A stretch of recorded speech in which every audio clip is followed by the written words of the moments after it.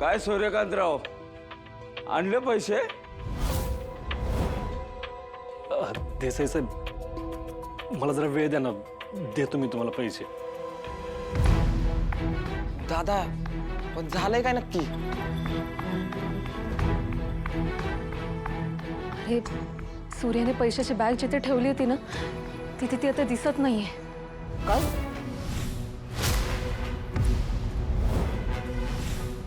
असेल इथेच कुठेतरी असेल. कोणीतरी नीट सांभाळून ठेवली असणार आहे. आपण घरात शोधूयात ना, चला. वेळ नाही, आवरा लवकर. पैसे पैसे. अहो असं काय करताय देसाई शेठ? पोरं आता हुडकून काढ त्याला बघा बॅग.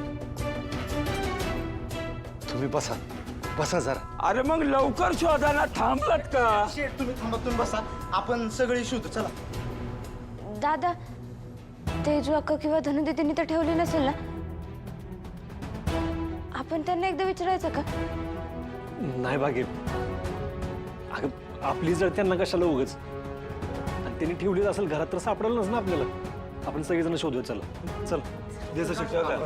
शेठ शेठ एक काम करा, माझा ऐका, तुम्ही खाली बसा.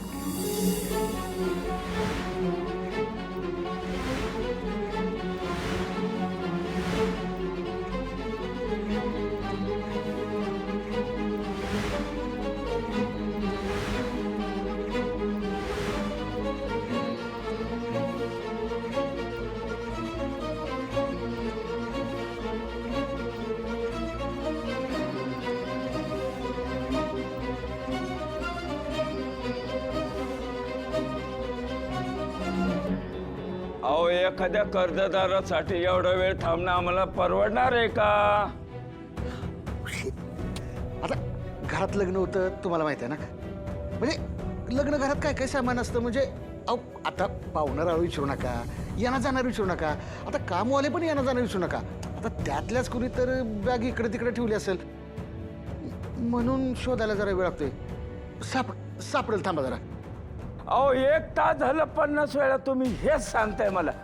पैशाचं बोला, पैशाचं. अहो, शोधतो.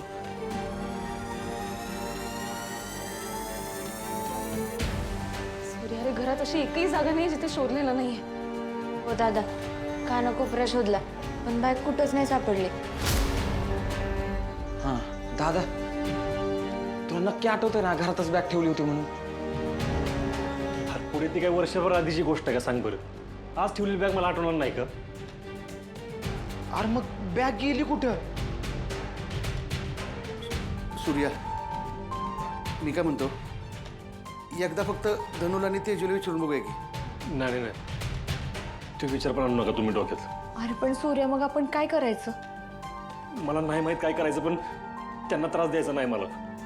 अरे ते त्यांच्या सासरी आहेत, उगाच माझ्यामुळे टेन्शन नको त्यांना. हे बघ, इथं जे काय झालंय ना ते त्यांना अजिबात कळलं नाही पाहिजे. अरे पण सूर्या, तुझं सगळं खरं आहे, पण आपल्या मानगुड्यावर बसलेला तो याताळ जास्त वेळ थांबला असं मला वाटत नाही. आपल्याला काय ना काहीतरी केलं पाहिजे लवकर. पण मला कळत नाहीये बॅग अशी कशी घरातनं गायब होईल?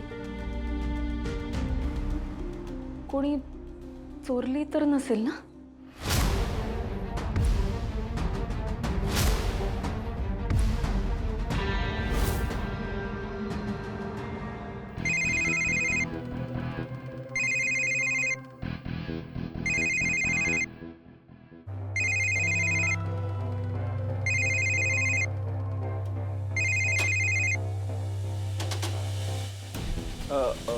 बोला की शत्रुभैया.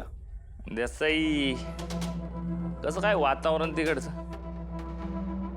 सूर्याच्या घरचा टाळा काय म्हणतोय? हा अहो शत्रुभैया, ते काय काय झालं काय? नाही, सूर्याच्या जप्तीचा भार सगळा तूच वाहतोय असं वाटतंय. तू काय एवढं टेन्शन घेतलीस? तसं नाही. आपण ते हे देसाई, तू सगळा खेळ बिघडवला नाही ना माझा? हे बघ, तुला सांगतो, माझ्या घरी आला आणि मला पैसे देतो म्हणला. त्याच्यामुळे मला टाळं खोलावं लागलं हो. आणि मला म्हणला पैसे घरात येत, म्हणून मी टाळा खोलला. ए देसाई, कसला रे सावकार तू? एवढं सांगून पण तू नको तेच केलं ना? स्वतःचं डोकं चालवता येत नाही तर मला विचारायचं होतं ना आधी. सूर्य म्हणला पैसे आहेत, पण गेले अर्धा तास आहे ना सगळे घरदार पैसे शोधतोय बघा, आणि हाती काहीच लागले नाही त्यांच्या. ऐक की त्या सूर्याला जाऊन सांग 5 लाख रुपये असे साखरेच्या तांदळाच्या डब्यात नाही सापडत म्हणावं. ओळखू नको हा. आणि हो, आपल्याला जर जमणारच नव्हतं तर एवढी उचल घ्यायची कशाला म्हणावं. बी कारडे साली. शत्रुबाईया, तुम्ही कसलं टेन्शन घेऊ नका. त्याचं घर आहे ना माझ्या खात्यात जमा करतो का नाही बघाच. ऐ जास्तीची अक्कल नको पाजू, कळलं ना. लवकरात लवकर त्या सगळ्यांना ना वाड्यातनं कसं बाहेर काढता येईल हे बघा, आणि रस्त्यावर आणा त्या भिकारड्यांना. मला त्यांचा सगळ्यांचा माज उतरवायचा आहे. काय होईल, सगळं काही मनासारखं होईल, फक्त थोडा धीर धरा.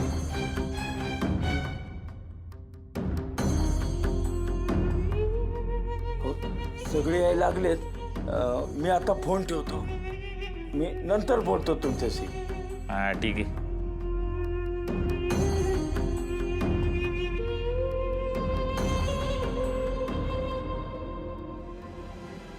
काय सांगणार आहेस तू त्यांना? काय जे काय ते खरं सांगितलं पाहिजे तुझं. खोटं सांगून काय होईल?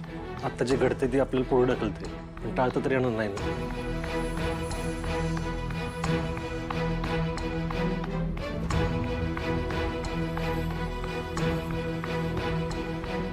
चला द्या पैसे. देसाई शेठ, मला माफ करा, पण तुमचे पैसे आत्ता नाही देता येणार मला. काय पैसे नाही हे सांगायला तू इथं बोलवलं? अरे अर्धा तास वाया गेला माझा, आणि आता म्हणतो पैसे नाही. हो, म्हणजे पैसे घरातच होतं, पण आत्ता सापडत नाही ते कुठं ठेवलं. मला काय वाटतं लग्नाच्या गडबडीत कोणीतरी चोरले असतील. हे बघा, मी तुमचा एक पैसा नाही बुडवणार, मला फक्त 4-5 दिवसांची मुदत द्या. हं? आणखी किती खोटं बोलशील? घरात येण्यासाठी खोटं बोललास, आता राहण्यासाठी खोटं बोलतोस. वा रे वा पठ्या. देसाई शेठ, तुम्ही सूर्याला चांगलं ओळखता. तो फसवणाऱ्यातला नाही, तो बोलतो तसा वागतो. हा, तुम्ही एकदा विश्वास ठेवा त्याच्यावर. धंद्यात कोणी कोणाचं नसतं. विश्वासाचा तर आता बोलूच नका. आत्ताच्या आता घरातून निघायचं. उद्या सकाळी वाड्याचा लिलाव होणार म्हणजे होणार. अहो देसाई, असं नका करू ना. हे बघा, मी कुठनं पण पैसा आणि तुमचे पण मी तुमचे पैसे परत देईन. काय गॅरंटी आहे त्याची?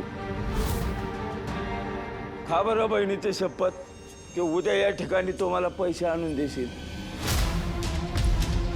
बास झालं देसाई, तुमच्याकडे काय आम्ही सूट नाही मागितली आहे.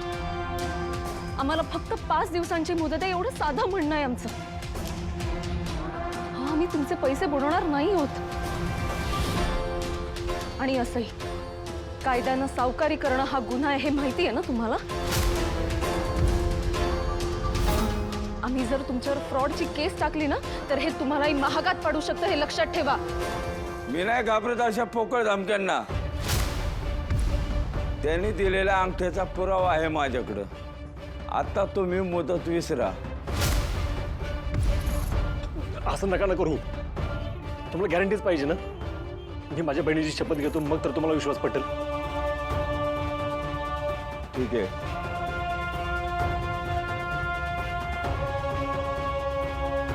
मी माझ्या बहिणीची शपथ घेऊन सांगतो, तुमचे पैसे मी 4-5 दिवसात तुम्हाला परत करेन.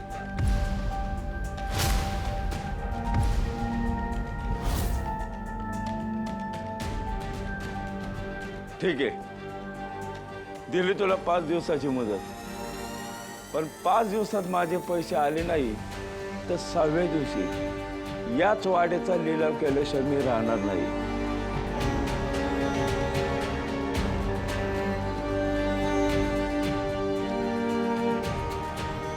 भागू, तू नको काळजी करू. हं? मी तुला काय नाही होऊ देणार. दादा हे तुला सांगायची गरज नाही. तू माझ्यासोबत असला ना की मला कशाचीच भीती वाटत नाही. तू लाखात एकेस.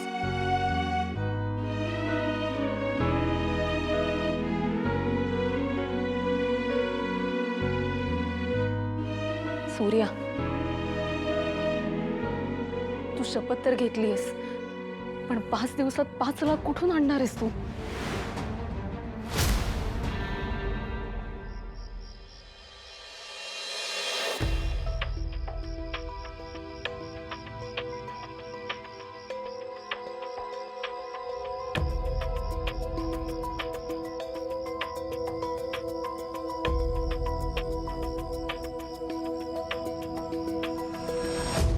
हे समज माझ्या सूर्यासोबतच का होते? आणि ती पोरगी माझ्या सूर्याचे पैसे घेऊन का पळून गेली? नाही, हे सगळं दिसतंय तितकं सोपं नाही. का त्या पोरीला जालिंदरनं तर पाठवलं नसेल, पण तो हे समज का करतोय काय कळायलाच मार्ग नाही बघा. आणि यातलं सूर्याला बी काही ठाव नाही. आणि मी सूर्यासमोर जाऊ शकत नाही. त्या पोरीची पोलिसात तक्रार केली तर? पण ती कुठली, कोण, मलाच ठाव नाही. तर मी पोलिसांना तरी काय सांगणार? नाही नाही, काहीतरी उपाय शोधायलाच पाहिजे. त्या पोरीला हुडकून सूर्याचे पैसे त्याला मिळवून द्यायलाच पाहिजे मला. मी माझ्या पोरांना असं एकटं नाही सोडणार. त्यांना त्यांचं घर मिळवून द्यायलाच पाहिजे. मला काहीतरी केलं पाहिजे. काहीतरी उपाय शोधलाच पाहिजे.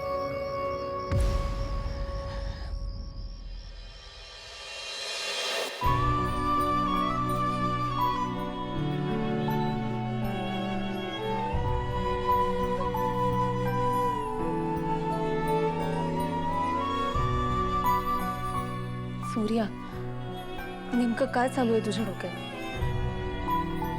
पुढे काय करायचं ठरवलंयस तू? काही सांगणारस का? काहीच कळायला मार्ग नाही तुझा. पण मला एक कळणं झालंय, ती 5 लाखांची बॅग घरातनं गेलीच कशी?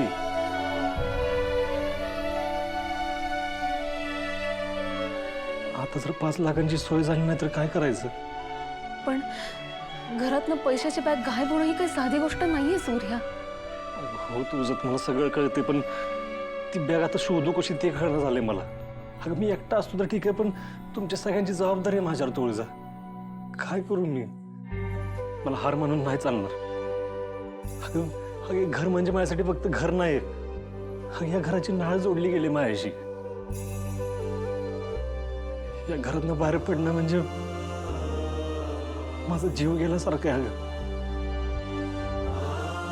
हे बघ, तू काळजी नको करूस. देवी आई आपल्या पाठीशी आहे ना. सापडेल, नक्कीच काहीतरी मार्ग निघेल बघ. पण तुझं असं गाळ वागून देवीच्या कृपेची वाट बघत बसण्याच्यात काहीच अर्थ नाही. अगं आपणच आपली मदत केली पाहिजे. देवाची ताकद आहेच आपल्या पाठीशी. भागू इकडे.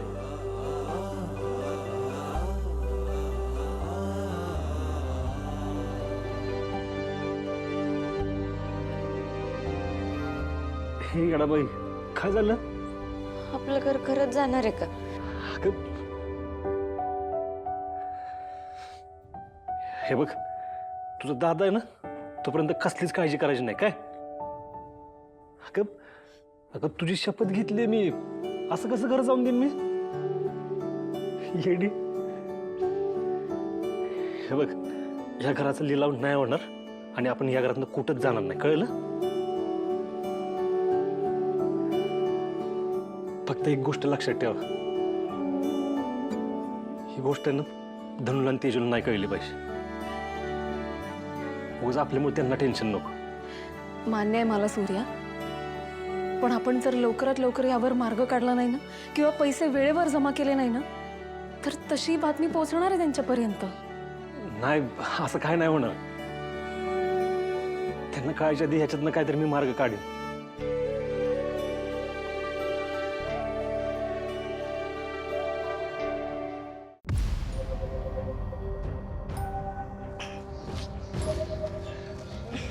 ओके ग, दमले ना तू एवढी. राजू, काय झालं? मला लय भूक लागली ग. तर काय करू? निदान ना अजून 5-6 लाडू तरी असले पाहिजे होते बघ. धनु दीदी, अशी कशी ग तू? अगं आपण काय आपल्या घरी आहे का आता? तरी बरं तुझं लग्न झालंय, नाहीतर आता घरी मी केलेले डिंकाचे लाडू कोणी चोरणारच नाही ना. राजू, इथं मला भूक लागली आणि तुला हसायला येते होय? का बस.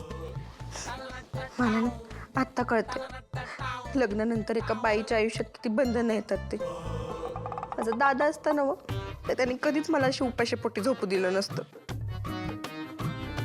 मला आत्ता कळते मी जर आयुष्यात काही करून दाखवलं असतं ना तर मी माझ्या मर्जीप्रमाणे तरी जगू शकले असते, पण नाही.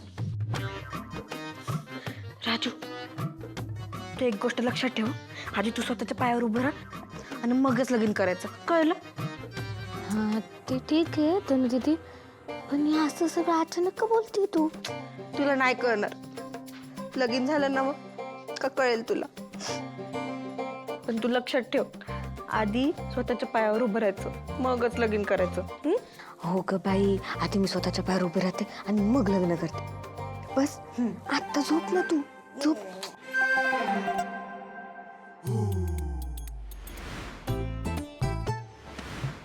राजू, मला जागेपणी स्वप्न पडायला लागलं वाटतं. मला लाडू का दिसतायत? तनु दीदी, स्वप्न नाही, खरंच लाडू आहेत ते बघ. यम्मू.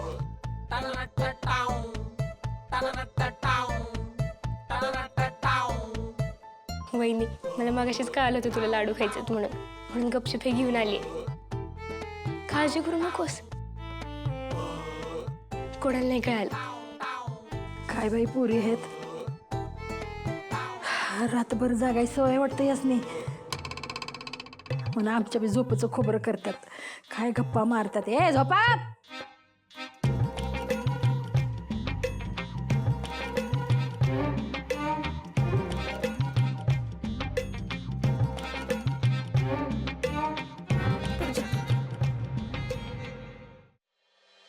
आता त्या सूर्याचा सगळा माज उतरा.